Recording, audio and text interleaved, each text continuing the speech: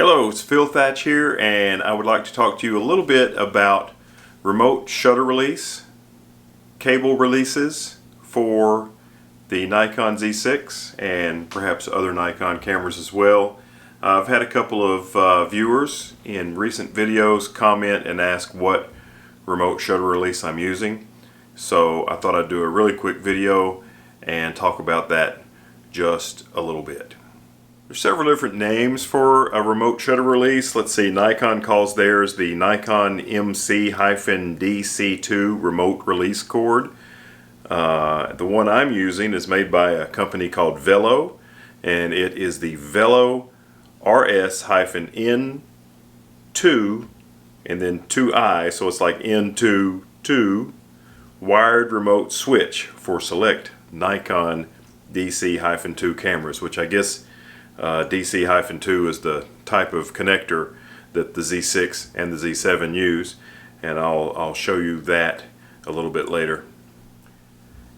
So I always use the Vello third-party remote shutter release, cable release, because it's way less expensive. For example, the Nikon MC-DC2 is $26.95 and the Vello costs $7.95, so it's pretty much a no-brainer as long as the product works to go with the one that's much cheaper. So there it is. It's a pretty cheap looking flimsy thing, you know, for $7.95. What do you expect? But I have a feeling that the genuine Nikon piece would not be much nicer than this. Maybe it is, I could be mistaken, but I have a feeling it's probably not. I actually have 3 of these remotes that look exactly the same, but they're fairly different. One of them has the end piece that works on my Nikon D500 and D800, so that does not work on my Z6, but I do prefer the connector for the Z6 and Z7 and some other Nikon cameras as well. I like this connector much better. It just plugs straight in. You don't have to screw it on or anything like you do with this style connector.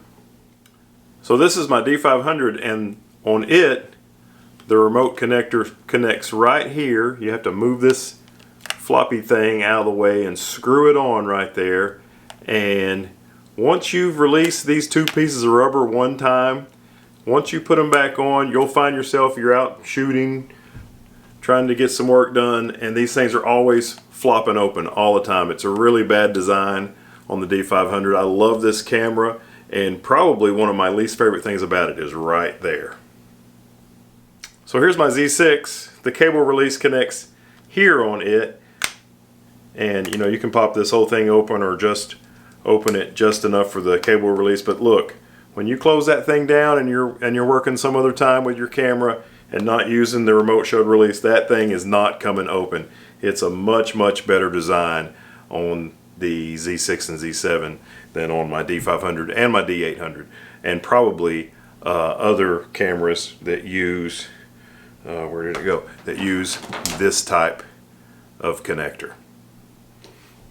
So to connect it, you just move this out of the way, and there is a black line on one part of the connection and a black line. You may be able to see it, you may not, and you just match those up and it plugs right in. So once you've got it plugged in, all you do is press the button and the camera will snap a picture, or you can press and hold, like if you are in bulb mode, you can press and just hold it and it'll keep the shutter open until you release. Or if you want to take multiple exposures, press and slide that up. You see the orange here? Once you've slid that up, it'll keep on shooting until you release it. Now, one complaint is it's easy to, when you're taking a shot, to accidentally slide it up like that. So you do have to be careful and just press straight down when you're taking a picture. But because if you push up at all accidentally, you'll go into this orange mode where it continues to take picture after picture.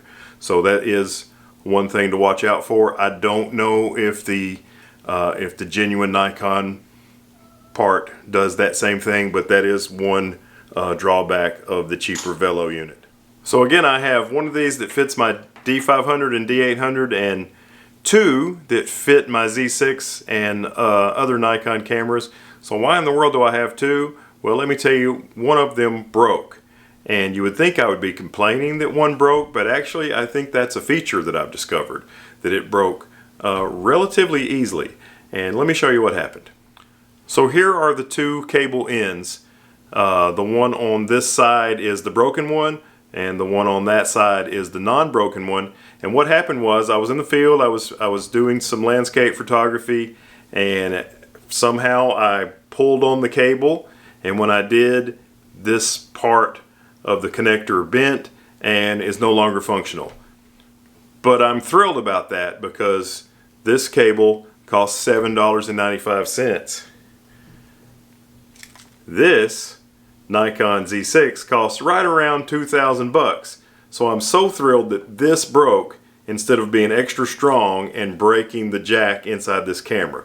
So I didn't have to send this camera off to be repaired. I just had to spend $7.95 at B&H to get another one of these. So that is great that this is easily breakable, so it breaks, the cheap thing breaks before the expensive thing breaks. I really appreciate that. So there you have it, the Vello RS-N22 remote shutter cable release. I bought all of these with my own money. This is not a sponsored video at all. I was just doing this video to answer some questions that some of my viewers have had about what shutter release I'm using. I use this thing all the time. I use it for landscape photos. I even use it for some wildlife. If there's some wildlife in a really low light situation that's sitting very still, I'll slow my shutter speed down to where the camera will get some shake if I press the button on the camera. And then I'll plug this into the camera and press the remote shutter release and get a nice clear shot without any vibration from me touching the camera. So you can use this for all sorts of photography. You can use it for, especially you want to use this in low light situations.